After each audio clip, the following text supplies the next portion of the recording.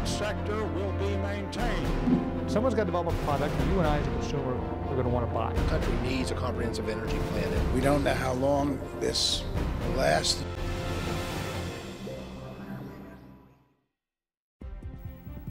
Welcome to this edition of For the Record. Do you have personal traits that are a bit messy, or do you work with people or know people that are messy or unorganized? If that's the case, our guest today is someone who will breathe life into organization. Jessica Dolan is our guest today. Jessica, welcome to For the Record. Thank you. Now, let's get this right. You call yourself the breather of...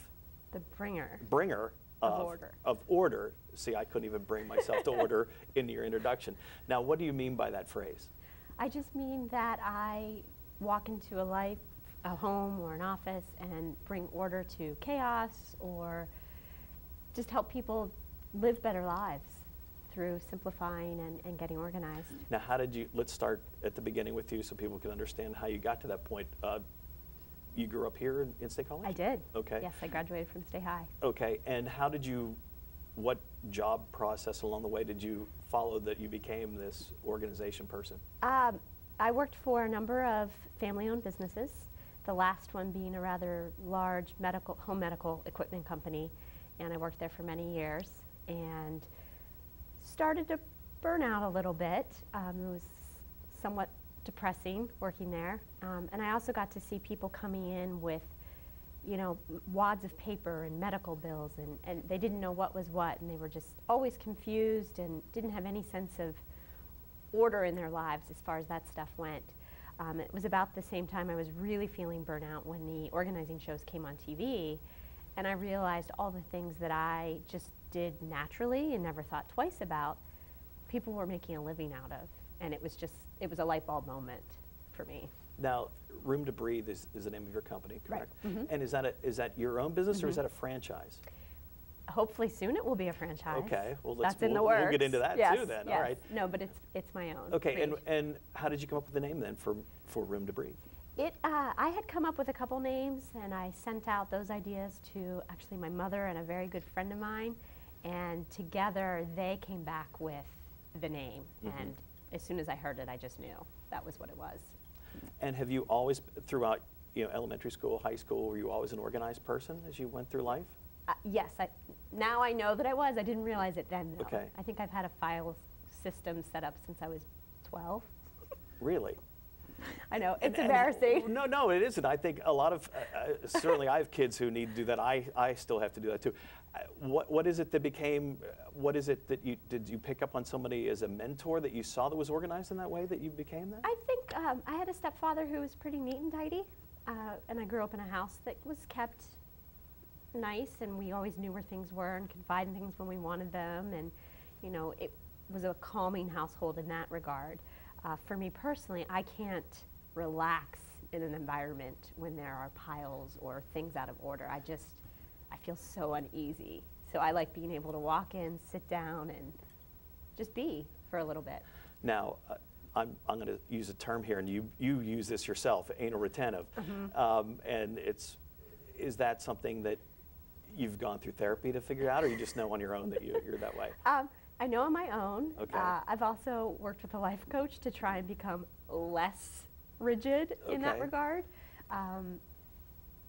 Well, because there's a fine line there between yes. anal retentive and OCD. Yes. Oh, there definitely is. And I definitely was on the road to OCD and realized it pretty quickly, mm-hmm. and have learned to come back a little Now bit. back to when you were in the medical mm-hmm. sales area. I certainly know from my own experience with my mother's illness and having things, organization is the key, because you have to have folders for everything, because you have to go with one agency to another agency to something else about who pays for what, mm-hmm. and those kinds of things. So from that, what made you decide then to have the guts to start your own business? Let's see. I have a 2-year business degree, so I had learned early on that businesses often fail in the first couple years, and Sure. you have to go into it being prepared to stick it out for a while. So I have always sort of had a sense for adventure. I'm not really afraid of failing, because I just figure you fail forward, you learn something from it, and move on to the next thing.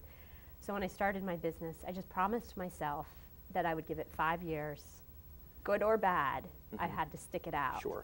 So I did, and the 5th year was kind of my turnaround year. That's when things really started to go. And what year are you in now? 8. 8, okay, nice. Now, where did you, because it's a different type of business, where did you first reach out to find clients? Gosh, I actually met my first client in the grocery store. Yeah, she, I forget how it even came up now, but I ended up working with her the very first month I opened, and she actually is still a client today. Okay, so once people, okay, an existing person stays with you then. Some do. Okay, and now, do people usually come to you for business help or for personal, or is it a combination of both? It's a combination, but mostly residential. Most people want some help in their homes. And do you find that there are certain people that have areas that one area of the house is worse than other areas of the house? Everybody's different. Okay, some it's a hit or houses miss are thing. total disasters Sure. from top to bottom. Others have, home offices that are a disaster, but the rest of the house is great. Okay, and is it more a clutter disorganization thing, or it's not a hoarder situation, is it? I do work with hoarders occasionally. Okay.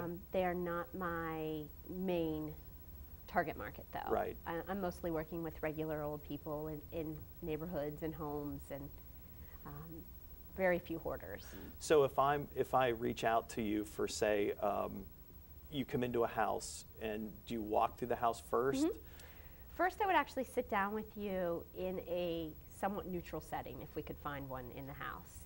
I like to get out of the way some questions about the goals for the space, what bothers the person, what stresses them out, what maybe frustrates the husband or the wife, depending on who I'm meeting with.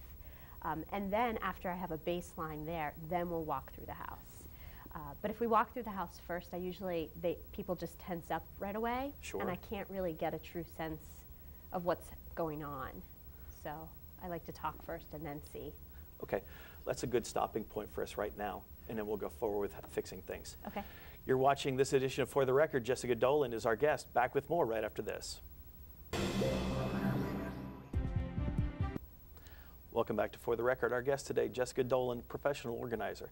Jessica, when we left off, we were talking about when you go to a home to meet with a client. Now you meet with, say it's a home and there's a family involved. Do you really need to know the personalities of the people involved to really get a sense of how to best organize them? Yes, definitely, especially if I'm organizing an entire family. Okay, now do you need to get individuals and then the creative combinations of people as well?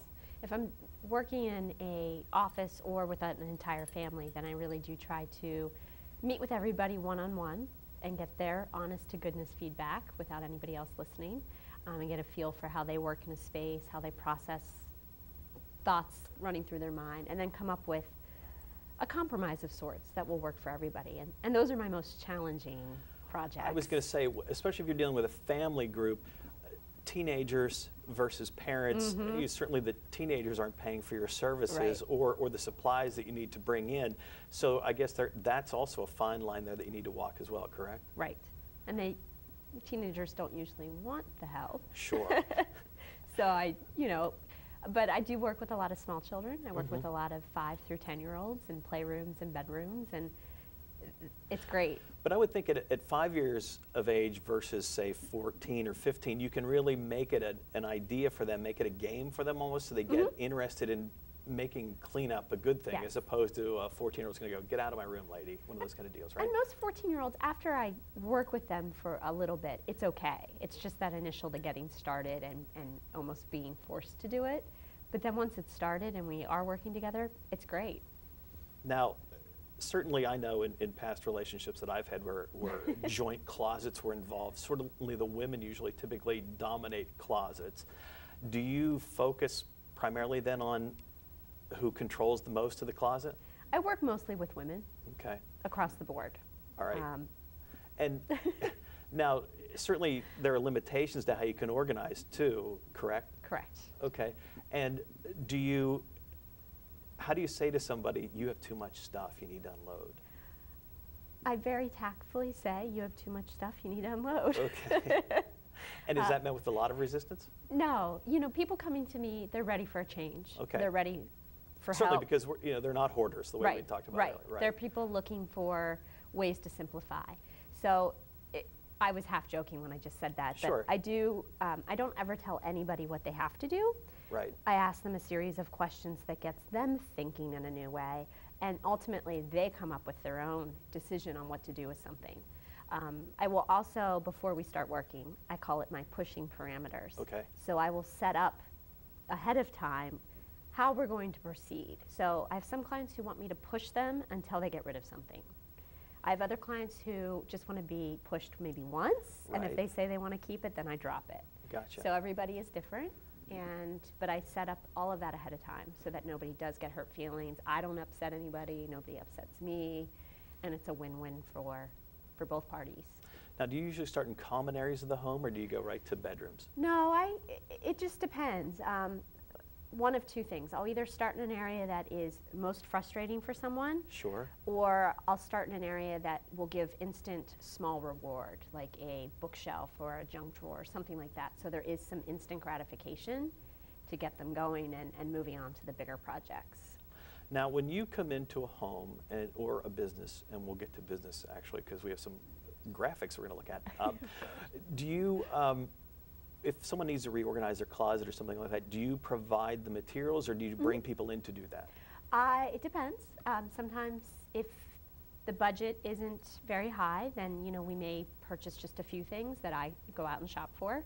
If there's a little bit more of a budget and it's a totally dysfunctional closet, I do have a subcontractor I use for custom closets, custom offices, and that's really the best way to go. Sure. If you can customize a space to how you work in it and use it, that's when I see the most success. And that's really the give and take that you get from your clients, correct? Mm-hmm.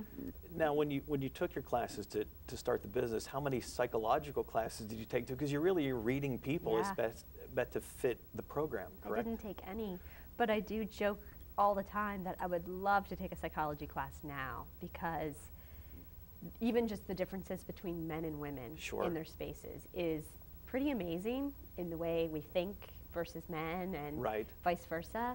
Someday, I hope to. But if you're in 8 years already and things are working out well, maybe you don't want to mess with that. Yeah, I have a couple of clients that actually call me Dr. Dolan, which I do not encourage, but they say I'm their therapy session. Sure. They get to vent while I'm there and talk through things. And to that level, though, don't you find that some people, maybe even, and we're getting really deep here now, maybe in a marital situation, there are those pushback issues where this is my area and I'm going to control it, I don't care what you think kind of thing. Oh, I've been in the middle of some all-out marital brawls through, yeah, so I do tend to work mostly with the wife. Sure. Occasionally the husband will get involved.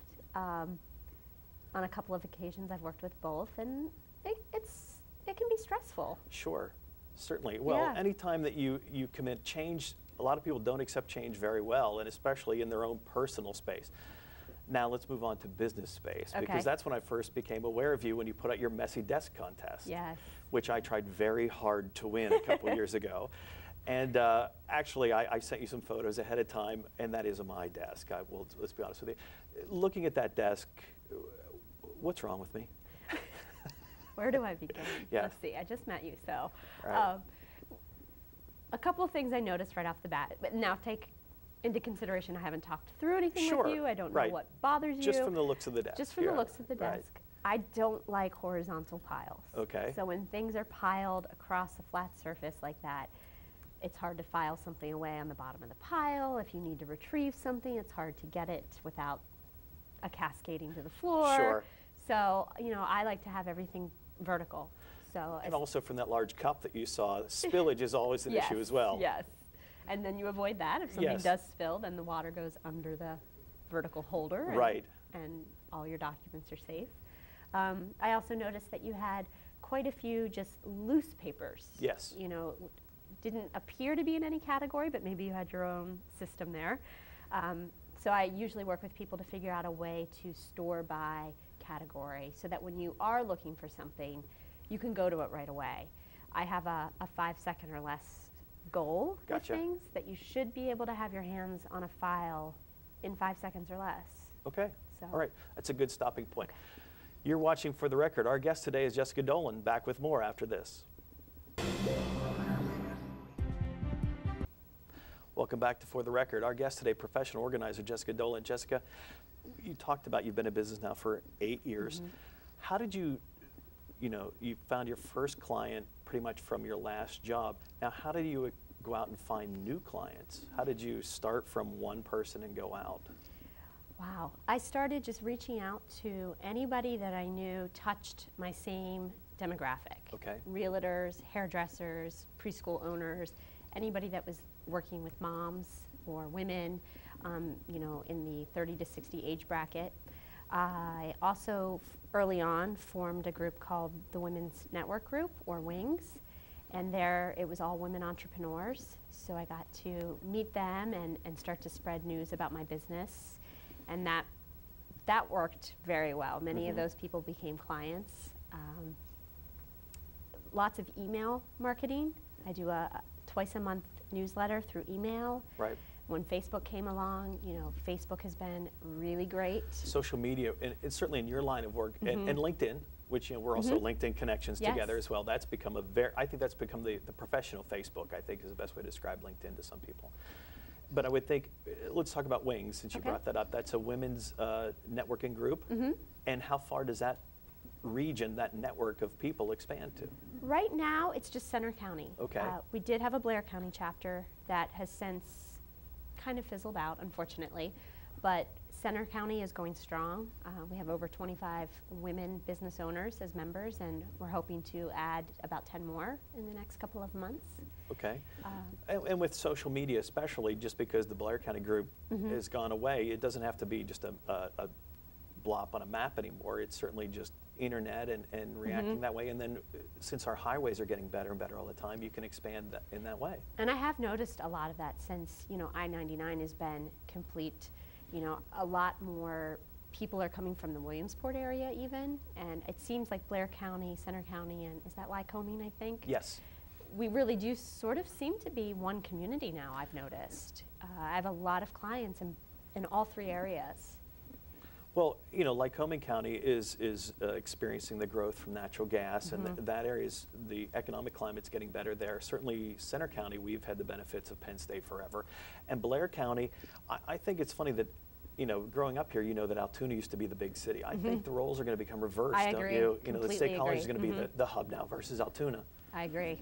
And I'm already seeing a little bit of that, which you would think Altoona would have more than we do, but I'm finding that a lot of services are lacking in that area.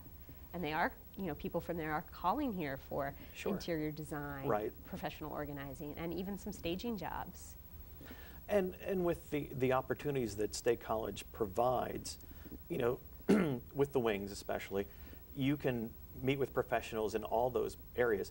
Now, do you see a downturn in the economy in any of those? Like we talked about real estate versus, kindergarten care or something, at-home care, something like that. Do you see any markets that are really suffering from your perspective on things? From my perspective, no. Things have been great. We've been protected. The housing here has, if you listen to the news, everyone says, oh, it's horrible, it's horrible. Well, State College, it went down a little bit, but we never really got hit. And in fact, I just had the busiest home staging year in 8 years.